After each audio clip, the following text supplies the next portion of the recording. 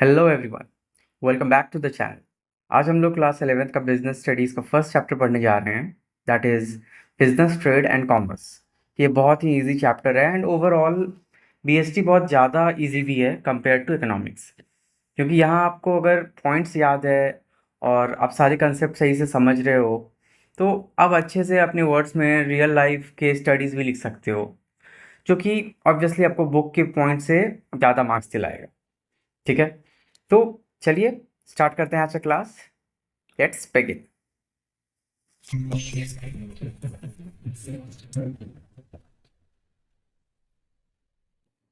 What is business?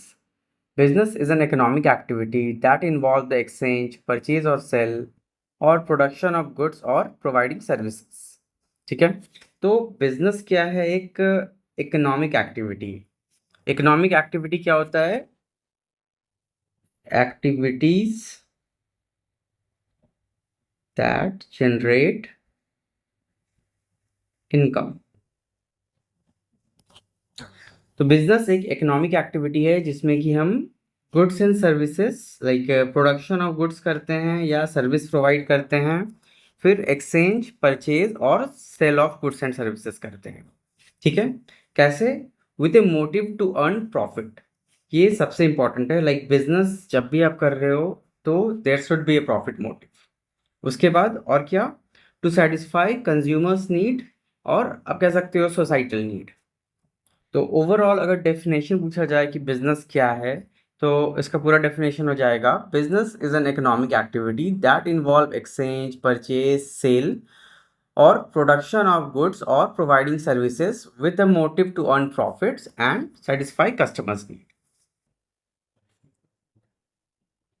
And सबसे important एक बात आप यहाँ देख सकते हो, नोट में लिखा है, a business is always recurring in nature, just one transaction done with a profit motive will not be called as business.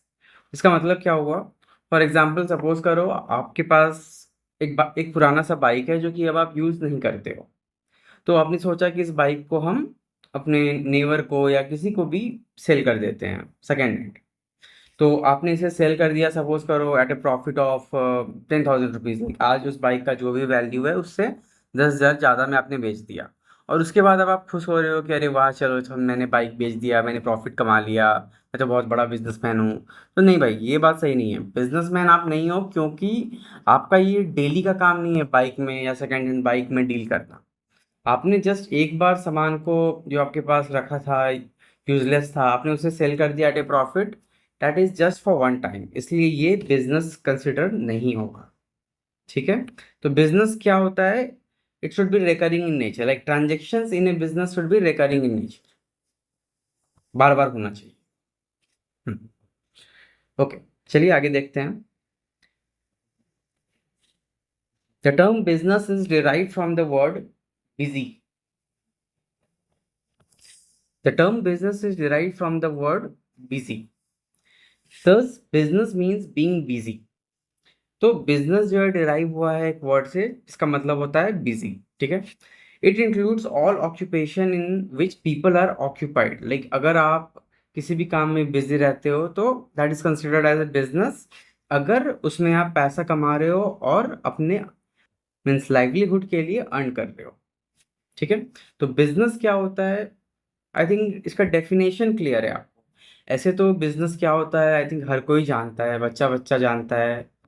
Business में मेकिंग मनी और अर्निंग ए लाइवलीहुड, ये चीज तो कंफर्म है, मीन्स कंपलसरी है।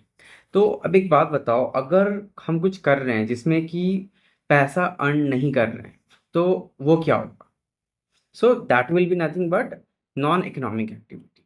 फॉर एग्जाम्पल अगर यहाँ पे डेफिनेशन देखते हैं या डिफरेंस देखते हैं, तो हम देख सकते हैं शॉर्ट में, इकोनॉमिक एक्टिविटी और नॉन इकोनॉमिक एक्टिविटी।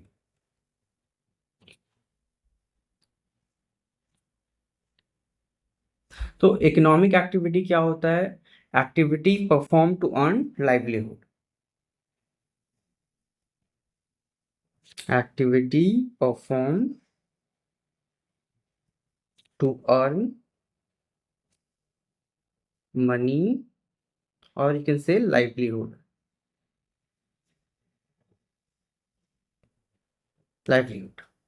और नॉन इकोनॉमिक क्या होता है? एक्टिविटी परफॉर्म्ड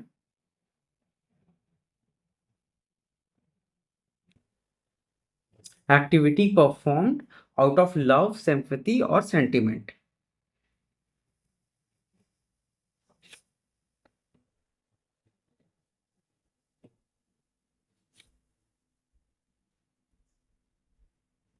ठीक है। उसके बाद अगर हम इकोनॉमिक एक्टिविटी का बात कर रहे हैं तो हमारा मेन पर्पस क्या है? To earn profit. मतलब इकोनॉमिक एक्टिविटी किया ही जाता है प्रॉफिट मोटिव से। और नॉन इकोनॉमिक एक्टिविटी में मेन एम क्या रहता है? Main aim is to get satisfaction. ठीक है। अगर एग्जाम्पल का बात करें तो फॉर एग्जाम्पल टीचर या फिर डॉक्टर। तो टीचर जो ये पढ़ा रहा है या डॉक्टर जो अपने पेशेंट्स को ट्रीट कर रहा है, ये एक इकोनॉमिक एक्टिविटी है। लेकिन वही टीचर अगर अपने बच्चे को पढ़ा रहा है तो that will be considered as a non economic activity, क्योंकि वहाँ वो खुद के बच्चे को पढ़ा रहा है तो उसे उसका कुछ पैसा तो नहीं मिलेगा। So teacher teaching his own son, तो this will be a non economic activity. ठीक है, चलिए अब आगे देखते हैं। तो on the basis of ever discussion अगर हम पूछें कि कैरेक्टरिस्टिक ऑफ बिजनेस क्या क्या होता है, कैरेक्टरिस्टिक ऑफ बिजनेस, तो सबसे पहला क्या है? सबसे पहला है एन इकोनॉमिक एक्टिविटी। तो इसका मतलब क्या हुआ कि बिजनेस हरदम किया जाता है with a motive to earn profit और income, to live a life. Okay. उसके बाद production and procurement of goods and services. तो कोई भी बिजनेस जो होता है वो तब तक इनकम जनरेट नहीं कर सकता है जब तक वो प्रोडक्ट्स को, गुड्स सर्विसेज को सेल नहीं करेगा। तो सेल करने के लिए सबसे पहले उसको आइदर प्रोडक्शन करना पड़ेगा, like he will have to produce that goods, या फिर उस गुड्स को प्रोक्योर करना पड़ेगा, procurement of goods and services. तो प्रोक्योरमेंट का मतलब क्या होता है कि कहीं से उस गुड्स को एक्वायर करना पड़ेगा। बिजनेस के लिए आप खुद से प्रोड्यूस करके सेल कर सकते हो या फिर किसी एग्जिस्टिंग मैन्युफैक्चरर से गुड्स एक्वायर करके उसे रीसेल कर सकते हो टू अर्न प्रॉफिट। ओके। अभी थर्ड नंबर है एक्सचेंज ऑफ सेल और exchange of goods and service. ये तो सबसे इंपॉर्टेंट है, क्योंकि अगर सेल और एक्सचेंज नहीं होता है तो there will be no profit without sale. तो सेलिंग ऑफ गुड्स या सर्विसेज सबसे ज़्यादा इंपॉर्टेंट है। उसके बाद dealing with goods and services on a regular basis. ठीक है, तो वही बात है कि रेगुलर बेसिस पे होना चाहिए। लाइक अगर आप एक दिन कुछ सेल कर देते हो और फिर अगले 10 साल तक उस चीज़ को सेल नहीं करते हो तो you can't call it as your business. Business तभी होता है जब ट्रांजेक्शन रिकरिंग हो या हर समय रिपीट हो, रेगुलर बेसिस पे। ठीक है। उसके बाद प्रॉफिट मोटिव, ये सबसे इंपॉर्टेंट है। Like a business will not be called as an economic activity until and unless the intention is to earn profit. उसके बाद अनसर्टेनिटी ऑफ रिटर्न। जब भी फॉर एग्जांपल सपोज करो अगर आप कोई जॉब करते हो तो the day you started doing the job आपको पता रहता है एक आफ्टर एन ईयर टोटल आपका सीटीसी लाइक 6 लाख है सपोज करो। लाइक एक साल में आपको 6 लाख रुपया मिलेगा, ये कंफर्म है। बट जब आप बिजनेस करते हो तो you can predict but can not be assured. आप एक एस्टिमेट कर सकते हो कि भाई चलो एंड ऑफ द ईयर तक 10 लाख हो जाएगा, 12 लाख हो जाएगा, लेकिन आप गारंटी नहीं दे सकते इस चीज़ का। लेकिन वही अगर जॉब है तो आप श्योर हो कि हाँ मेरा सैलरी 6 लाख रुपया है तो मुझे 6 लाख मिल ही जाएगा पूरे साल में। And lastly 7th number element of risk. Risk is uncertainty associated with an exposure to loss. For example, introduction of new product by a competitor. Like मेरा कोई प्रोडक्ट है जो अच्छा खासा मार्केट में काम बिक रहा है, बट सडनली कोई मेरा कॉम्पिटिटर वैसा ही कुछ उससे अच्छा लॉन्च कर देता है या उससे कम प्राइस में लॉन्च कर देता है. तो देयर इज अ चांस कि मीन्स रिस्क है कि मेरा बिजनेस थोड़ा, मेरा सेल्स थोड़ा डाउन हो सकता है. तो वैसे में element of risk is uncertainty associated with an exposure to loss. ठीक है. तो अब यहाँ पे जब बात बिजनेस के साथ साथ जॉब का भी आ गया है, तो चलिए बिजनेस के साथ साथ प्रोफेशन और एम्प्लॉयमेंट क्या होता है वो भी हम देख लेते हैं. तो बिजनेस क्या है कि फॉर एग्जांपल कोई शॉप है या कोई रेस्टोरेंट है, तो ये आपका बिजनेस हो गया. अगर हम प्रोफेशन का बात करते हैं तो कोई डॉक्टर, सीए या लॉयर, ये सब एक प्रोफेशनल हो गया. और एम्प्लॉयमेंट क्या हुआ, किसी भी तरह का जॉब, किसी के अंडर जो भी हम जॉब कर रहे हैं, दैट इज एम्प्लॉयमेंट. ठीक है. तो बिजनेस स्टार्ट कैसे होता है? बिजनेस स्टार्ट होता है एंटरप्रेन्योर के डिसीजन से, या फिर आप कह सकते हो बिजनेस का जो ओनर है वो डिसाइड करता है, और उसके लिए जो भी लीगल फॉर्मेलिटीज होती है वो पूरा करता है वो बिजनेसमैन. प्रोफेशन के केस में आपको मेंबर बनना पड़ता है प्रोफेशनल बॉडीज का. फॉर एग्जांपल डॉक्टर में आईएमए है, इंडियन मेडिकल एसोसिएशन. सीए में ICAI, institute of chartered accountant of India. Lawyer में आपको बार काउंसिल का एग्जाम क्लियर करना पड़ता है. और वही अगर आप जॉब का बात करते हो, तो जॉब में आपका जो भी सर्विस एग्रीमेंट है और आपको एक ऑफर लेटर मिलता है, उस बेसिस पे आपको जॉब मिल जाता है. बिजनेस, प्रोफेशन और एम्प्लॉयमेंट, इसमें वर्क क्या होता है? तो बिजनेस क्या है? प्रोवाइड्स करता है goods and services to people. Doctors, lawyer, CA, that is professional, ये लोग क्या है, प्रोफेशनल सर्विस प्रोवाइड करते हैं.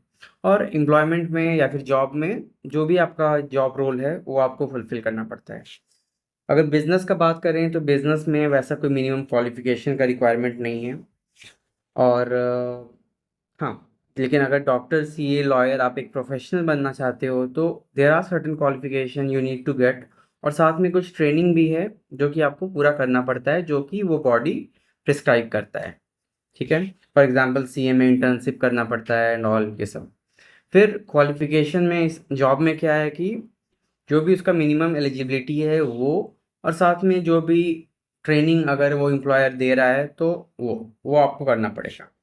अगर रिवार्ड का बात करें तो बिजनेस में प्रॉफिट मिलता है, और प्रोफेशनल्स को प्रोफेशनल फी मिलता है.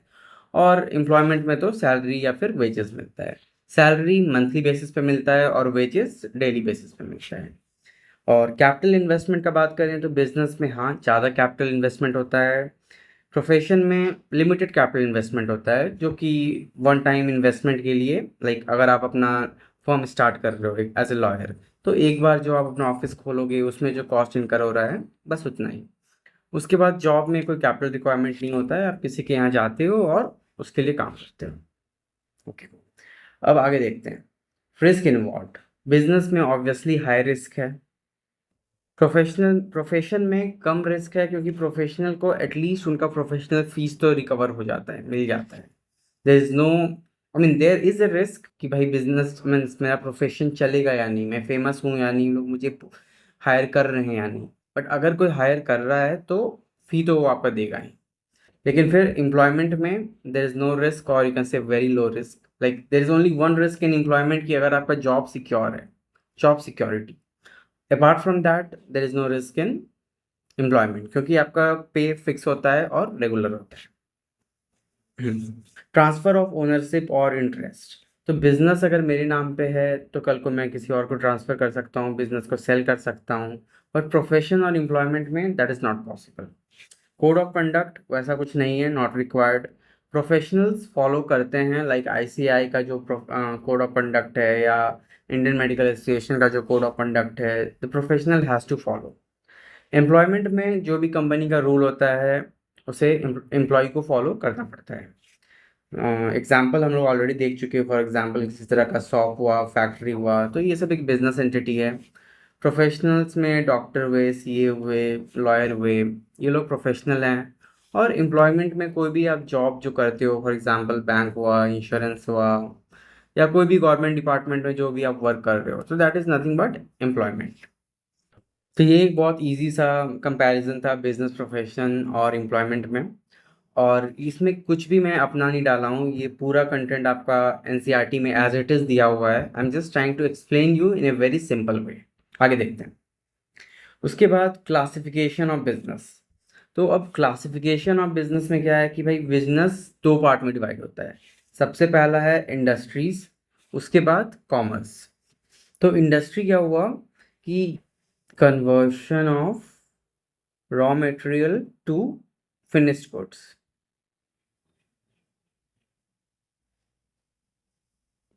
और अगर कॉमर्स का बात करते हैं तो activity necessary for maintaining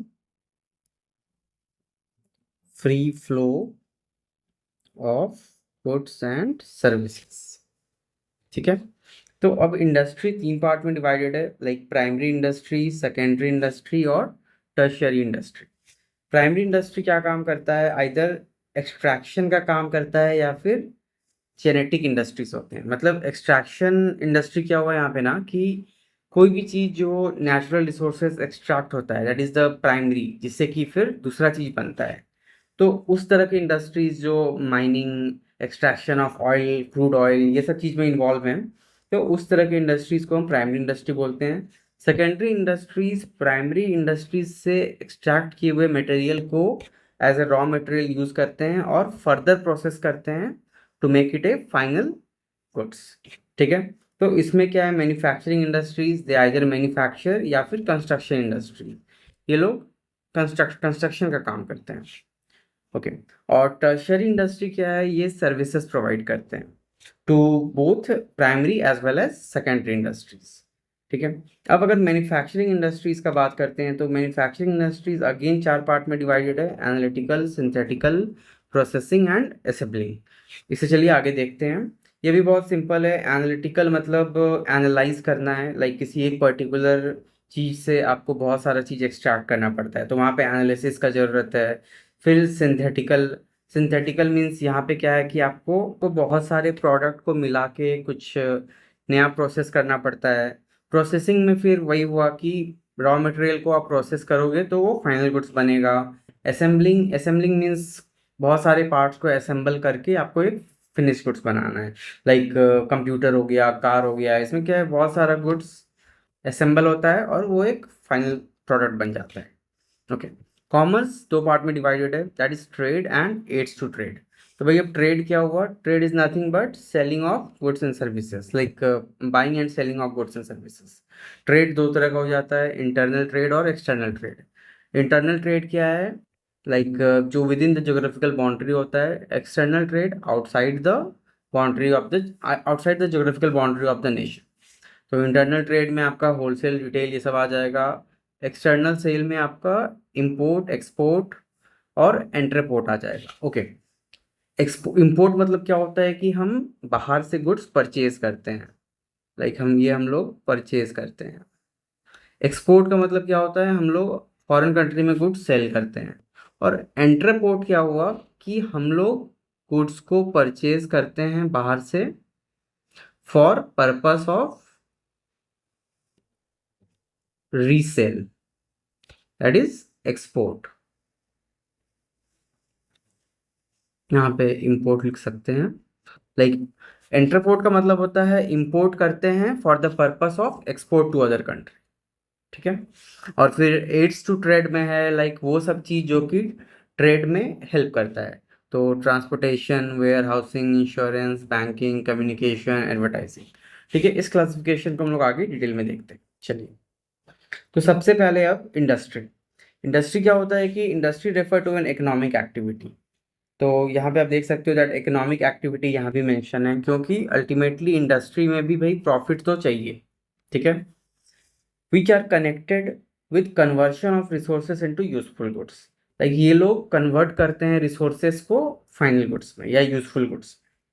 okay, 3 तरह का इंडस्ट्री होता है, ये हम लोग देख चुके हैं, प्राइमरी, सेकेंडरी और टर्शरी। तो प्राइमरी में क्या है कि extraction and production of natural resources या फिर reproduction and development of living organism और प्लांट एटसेट्रा, ये हो गया आपका प्राइमरी इंडस्ट्री। सेकेंडरी इंडस्ट्री में क्या है, they uses material which are previously extracted by primary industry and they process such materials, यहाँ पे स्पेस होगा, सॉरी मिस हो गया है, they process such materials to produce goods for final consumption और for further processing by other industrial unit. तो इसमें क्या कह रहा है कि प्राइमरी इंडस्ट्रीज जो गुड्स एक्सट्रैक्ट करते हैं या जो गुड्स बनाते हैं उसको secondary industry as a raw material use करते हैं और फिर उसे फर्दर आइदर फिनिश गुड्स बना देते हैं या फिर next means further next industry उसे प्रोसेस करती है। ठीक है, और टर्शरी इंडस्ट्री क्या है कि ये सर्विसेज प्रोवाइड करती है mainly to primary and secondary industry to get their work done. Okay, तो अब प्राइमरी इंडस्ट्रीज में 2 पार्ट हो गया, एक्सट्रैक्टिव और जेनेटिक। ओके, चलिए देखते हैं एक्सट्रैक्टिव इंडस्ट्री और genetic industry. Extractive industries extraction का काम करते हैं ऑफ नेचुरल रिसोर्सेज।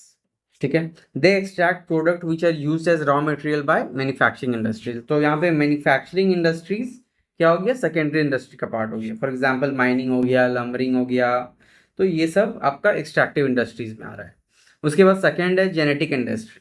तो ये लोग क्या करते हैं कि जीन्स जो होता है किसी भी लिविंग थिंग में, तो उस जीन्स के साथ some sort of positive manipulation करते हैं, कुछ नया plants, new varieties of plants या न्यू ब्रीड्स ऑफ एनिमल, इस तरह का काम जो भी करते हैं, बायोटेक्नोलॉजी, तो ये सब जेनेटिक इंडस्ट्रीज में आ जाते हैं।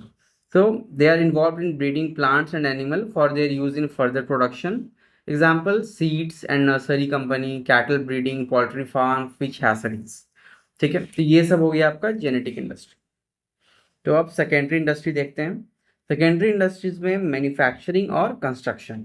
ये तो नाम से ही क्लियर हो रहा है, मैन्युफैक्चरिंग वाले क्या करते हैं कि ये कन्वर्ट करते हैं और प्रोसेस करते हैं, मीन्स मटेरियल में यहाँ पे आप समझ लो रॉ मटेरियल, जो भी इनपुट वो यूज करते हैं as a raw material extracted by primary industry और उसे फाइनली फिनिश गुड्स बना के कंज्यूमर तक, एंड कंज्यूमर तक पहुंचाते हैं। ठीक है, for example conversion of iron ore into steel या फिर producing sugar from sugar cane, तो ये सब मैन्युफैक्चरिंग इंडस्ट्री में आ जाता है। उसके बाद कंस्ट्रक्शन इंडस्ट्री का बात करें तो they are involve in construction of bridges, dams, buildings, road, canals, तो किसी भी तरह का कंस्ट्रक्शन वर्क ये करते हैं construction industry. Example engineering and architectural industry. तो सेकेंडरी इंडस्ट्री के एग्जाम्पल में आप फॉर एग्जाम्पल आपका टाटा स्टील, ये एक तरह का सेकेंडरी इंडस्ट्री है क्योंकि ये मैन्युफैक्चर करते हैं स्टील को। ओके, उसके बाद अब अगर कंस्ट्रक्शन इंडस्ट्री का एग्जांपल लें तो बहुत सारे कंपनी है, फॉर एग्जांपल डीएलएफ, एलएनटी हो गया, तो इस तरह के जो कंपनी है they are construction, they come under construction industries. ठीक है, अभी क्या है, मैन्युफैक्चरिंग इंडस्ट्रीज जो है फिर से हम उन्हें 4 पार्ट में कैटेगराइज करते हैं। सबसे पहला हो गया एनालिटिकल इंडस्ट्रीज। तो एनालिटिकल इंडस्ट्रीज क्या करते हैं, ये एनालिसिस का काम करते हैं। तो अभी क्या है कि हमें पता है क्रूड ऑयल से बहुत तरह का प्रोडक्ट बनता है, पेट्रोलियम प्रोडक्ट बनता है। तो वाइट ऑयल, जिसे कि हम एविएशन फ्यूल भी बोलते हैं, एविएशन फ्यूल, या फिर पेट्रोल हो गया, डीजल हो गया, केरोसिन हो गया। तो ये सारी चीज एक ही चीज से बनता है, किससे, क्रूड ऑयल से। तो एनालिटिकल इंडस्ट्री क्या करता है, डिफरेंट एलिमेंट, लाइक ये 4 एलिमेंट हो गया और ये सेम मटेरियल से डिफरेंट एलिमेंट को एक्सट्रैक्ट करता है, ये काम हो गया एनालिटिकल इंडस्ट्रीज का। फिर दूसरा क्या है, सिंथेटिकल इंडस्ट्री। तो ये जैसे अलग करता है, ये इसका जस्ट अपोजिट है, ये क्या करता है, कंबाइन करता है वेरियस इंग्रेडिएंट्स को एक नया प्रोडक्ट बनाने के लिए। तो इसका एग्जांपल हो गया सीमेंट। ओके, अभी थर्ड नंबर हो गया आपका processing industry. These involve successive stages for manufacturing finished goods. For example, paper. हम सभी को पता है पेपर ट्री से बनता है, तो ट्री ट्रंक को सबसे पहले लिया जाता है और फिर उसे प्रोसेस करके उसका पेपर बनाया जाता है. Therefore, it is a part of processing industry. And the last one is assembling industry. Assembling industry में क्या होता है कि हम डिफरेंट पार्ट्स को डिफरेंट जगह से लाके असेंबल करके एक फाइनल प्रोडक्ट बनाते हैं. For example car, computer, television. तो अभी क्या है कि सपोज करो एक कार का एग्जांपल लेते हैं. टायर हो गया, फिर आपको स्टील चाहिए, फिर आपको लेदर चाहिए. सपोज करो मारुति एक कंपनी है, इसे अपना कार मैन्युफैक्चर करना है, तो मारुति टायर और स्टील और लेदर तो नहीं बनाएगी.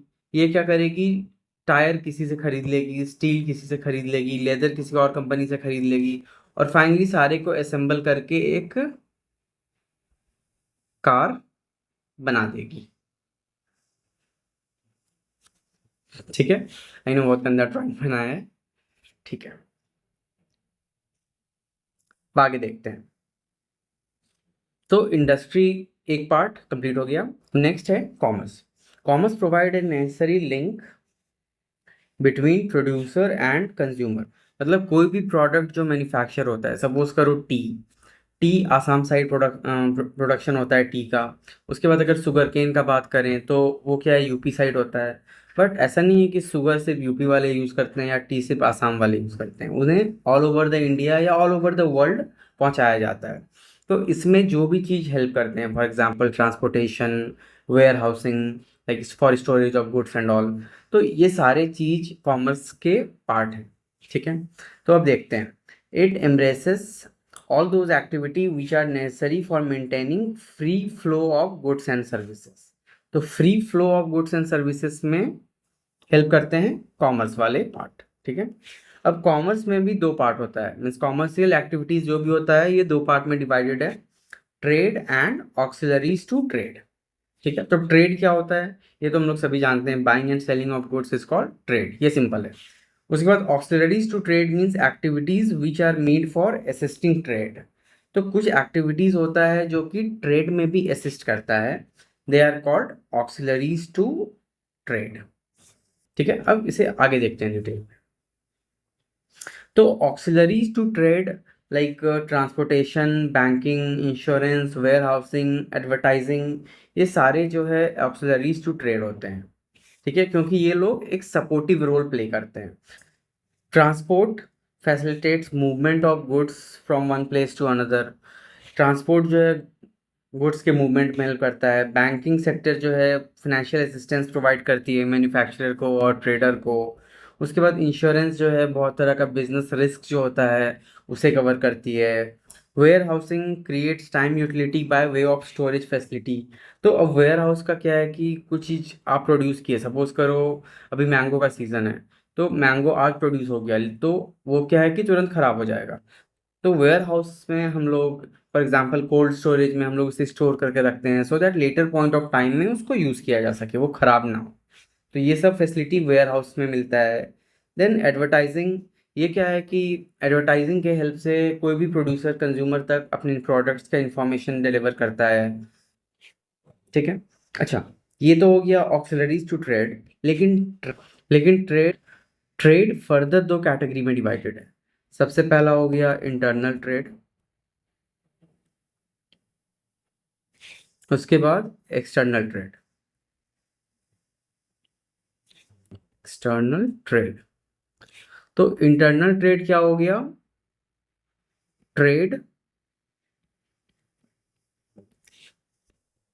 With in geographical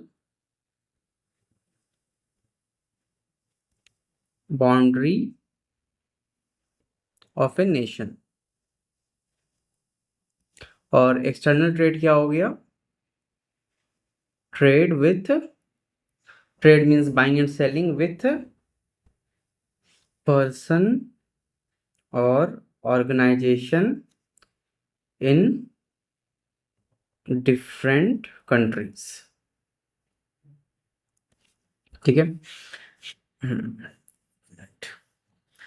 internal trade further दो पार्ट में डिवाइडेड है. सबसे पहले हो गया होलसेल और दूसरा हो गया रिटेल सेल। होलसेल में क्या होता है कि goods are sold in large quantities and wholesaler mainly sell to retailer. और रिटेल सेल में क्या होता है कि retailer ultimately sell goods to the final consumer in small quantities. ठीक है। उसके बाद अगर एक्सटर्नल सेल का बात करें, एक्सटर्नल ट्रेड का बात करें, तो ये फर्दर 3 पार्ट में कैटेगराइज है। सबसे पहला हो गया export. Export means selling goods outside the geographical boundary of the nation. Import में हो गया purchasing goods from foreign countries. और एंट्रापोर्ट, इसमें क्या होता है, हम लोग गुड्स इंपोर्ट करते हैं for the purpose of exporting it to some other country. Example, suppose करो इंडिया इंपोर्ट कर रहा है पेट्रोलियम प्रोडक्ट्स और फिर उसी पेट्रोलियम प्रोडक्ट्स को वो एक्सपोर्ट कर दे रहा है श्रीलंका को। ठीक है। तो वैसे में पेट्रोलियम प्रोडक्ट्स के बारे में हम क्या बोलेंगे, क्या इंडिया उसे जस्ट इंपोर्ट कर रहा है या एक्सपोर्ट कर रहा है? So it's nothing like that, it's a combination of both, कि वो इंपोर्ट कर रहा है for the purpose of exporting it, that is purchasing for the purpose of reselling. ठीक है। चलिए अब आगे देखते हैं। अब ऑब्जेक्टिव ऑफ बिजनेस क्या है? सबसे पहला है मार्केट स्टैंडिंग। मार्केट स्टैंडिंग मतलब आपका बिजनेस मार्केट में कहाँ स्टैंड करता है कंपेयर टू योर कॉम्पिटिटर्स। मतलब इसे हम एक तरह से आप बोल सकते हो गुडविल भी बोल सकते हैं। ठीक है। दूसरा क्या है, innovation. Innovation means new ideas, like new ideas of creating something और making something unique in a new और बेटर वे। ठीक है, तो इसको इनोवेशन बोलेंगे। Then productivity. प्रोडक्टिविटी क्या होता है, value of output minus value of input. तो किसी भी चीज़ का आप जो भी आप काम कर रहे हो उसमें आपका प्रोडक्टिविटी ग्रेटर होना चाहिए, so that business long lasting रहे। उसके बाद फिजिकल एंड फाइनेंशियल रिसोर्सेज। अब भाई बात रिसोर्सेज का आ गया है, तो हम सभी को पता है कि रिसोर्सेज इज स्कार्स। रिसोर्सेज का हरदम स्कार्सिटी होता है। तो किसी भी बिजनेस का ये एम होता है या ऑब्जेक्टिव होता है to make efficient and effective use of resources. उसके बाद अर्निंग प्रॉफिट। ये तो किसी भी बिजनेस का सबसे पहला ऑब्जेक्टिव होता है। प्रॉफिट अर्न नहीं करेगा तो it's not possible for the business to work in a long run. ठीक है।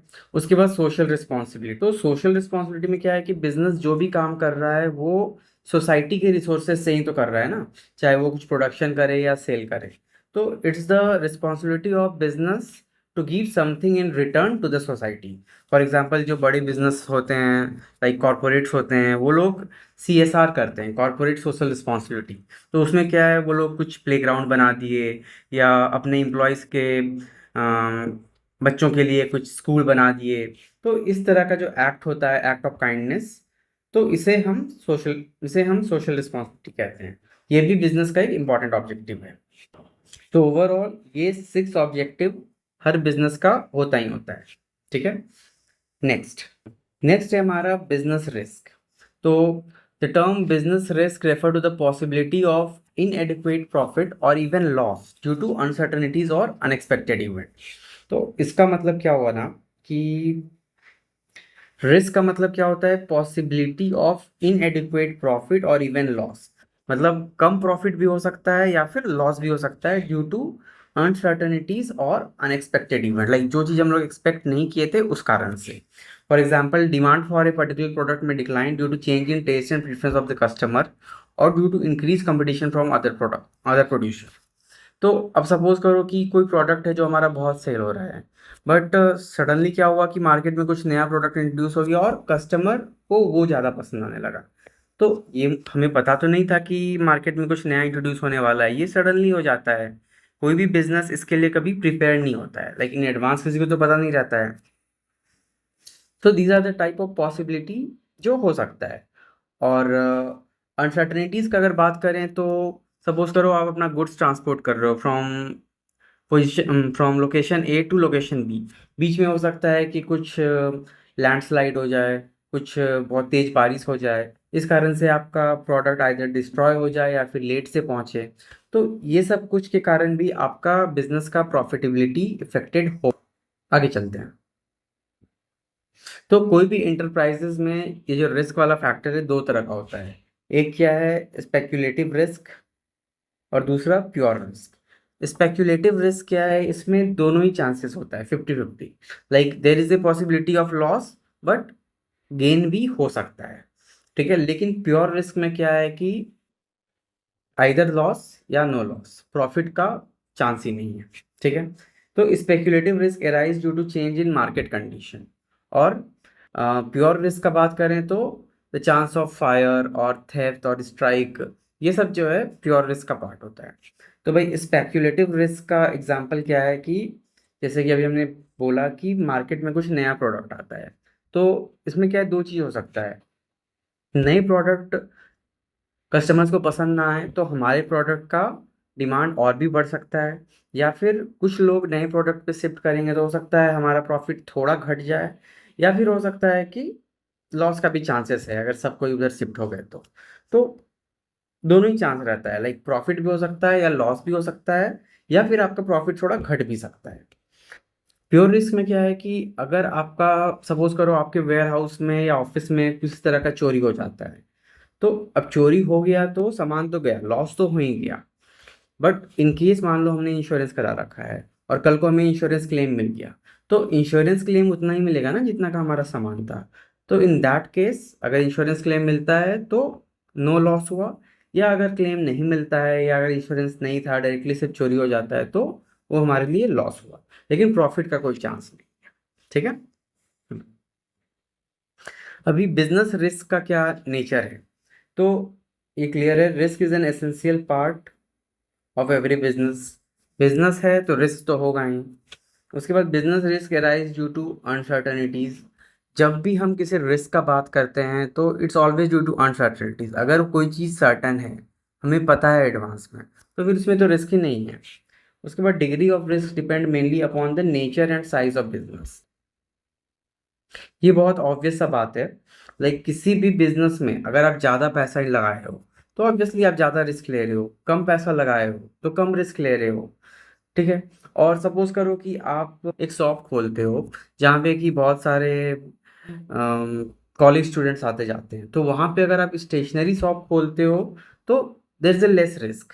लेकिन वहीं पे अगर आप कोई ग्रॉसरी शॉप खोल देते हो तो इट्स वेरी रिस्की, चांसेस है कि लॉस हो सकता है, क्योंकि वहाँ पे ग्रॉसरी तो खरीदने कोई आ नहीं रहा है। ठीक है। इसलिए नेचर और साइज दोनों इफेक्ट करता है बिजनेस के risk. Okay. Profit is a reward for taking risk, ये तो सही बात है कि जितना रिस्क लोगे उतना ज्यादा चांसेस है प्रॉफिट का। Higher the risk higher the return. ठीक है। उसके बाद causes of business risk. Business risk ये तीन कारण से होता है। लाइक सबसे पहले natural causes, human causes, economic causes.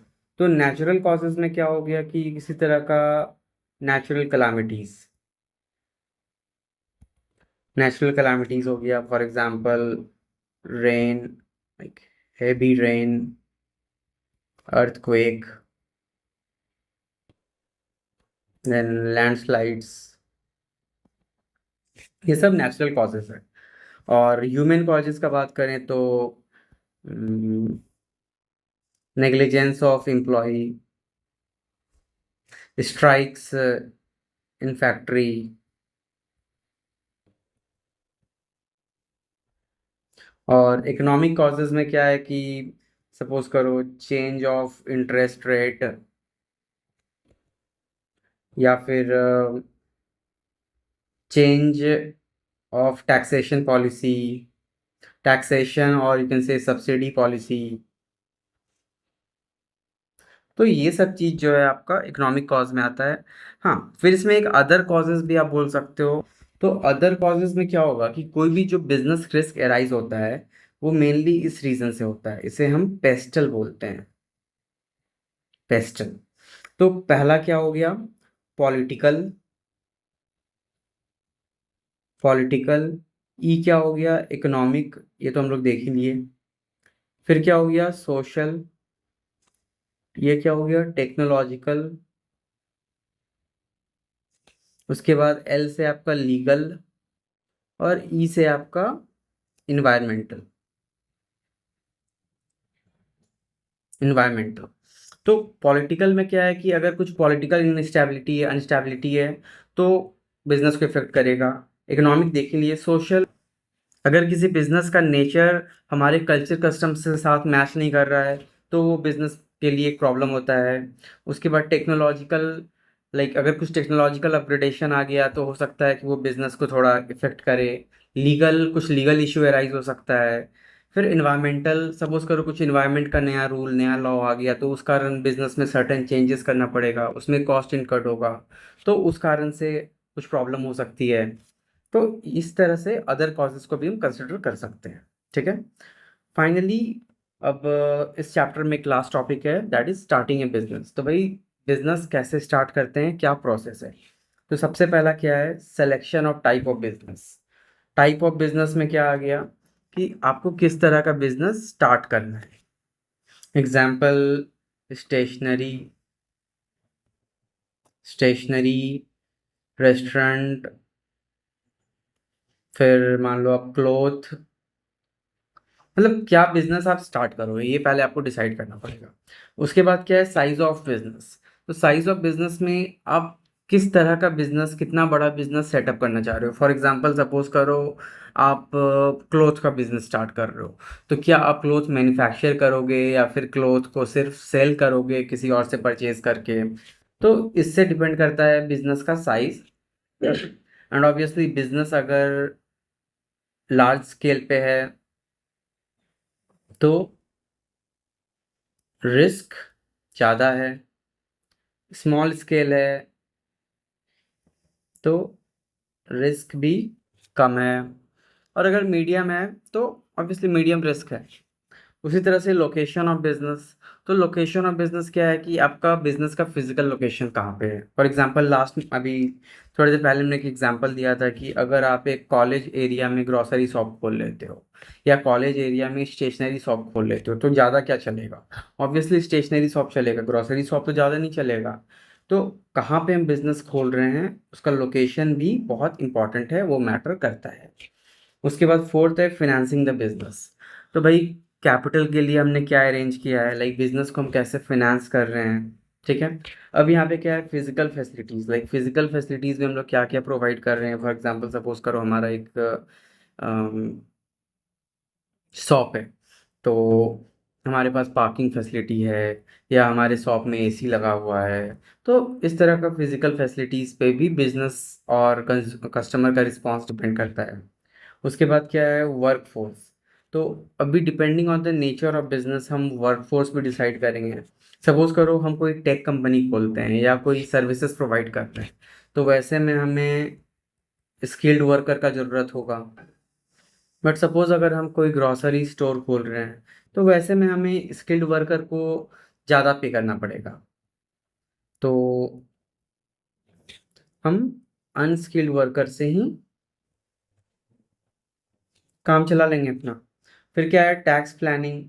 तो अभी क्या है, बिजनेस में हमने कुछ इन्वेस्टमेंट किया, मीन्स बिजनेस स्टार्ट किया, तो हो सकता है हमने बिजनेस के लिए कुछ लोन लिया हो, या हो सकता है कि हमारा बिजनेस कुछ स्पेशल कैटेगरी का आता, कैटेगरी में आता हो जिस कारण से गवर्नमेंट कुछ सब्सिडीज दे रही होगी। तो टैक्स प्लानिंग में हमारे पास चांस रहता है कि हम जो भी प्रॉफिट अर्न किए हैं उसमें जो भी टैक्स बनता है उस पर हम सर्टेन डिडक्शन ले सकते हैं जो कि हमारे टैक्स को बचाएगा। अब यहाँ पे ये जो फिनेंसिंग द बिजनेस है, और ये फिफ्थ सिक्स्थ और सेवन्थ पॉइंट जो है, फिजिकल फैसिलिटीज, वर्क फोर्स या टैक्स प्लानिंग, तो ये फिफ्थ सिक्स्थ और सेवन्थ बेसिकली ये तीन जो है आप कह सकते हो कि इसका ही पार्ट है, फिनेंसिंग द बिजनेस का ही पार्ट है। लाइक अगर आपको कुछ फिजिकल फैसिलिटीज चाहिए या आपको कैसे वर्क फोर्स चाहिए, तो उस बेसिस पे आप अपने बिजनेस का कैपिटल डिसाइड करोगे, उस बेसिस पे आप बिजनेस को उस तरह से फिनेंस करोगे। ठीक है। Okay. And finally the last step is launching the enterprise. जब सब कुछ डिसाइड हो गया तो बस आपको अपना बिजनेस स्टार्ट करना है। तो इसी के साथ हमारे क्लास 11th के बीएसटी का फर्स्ट चैप्टर कंप्लीट हुआ। ये बेसिक था, आई होप ये आप सभी को समझ में आ गया होगा। ठीक है, तो मिलते हैं फिर नेक्स्ट वीडियो में एक नए चैप्टर के साथ। Thank you everyone, thanks for watching.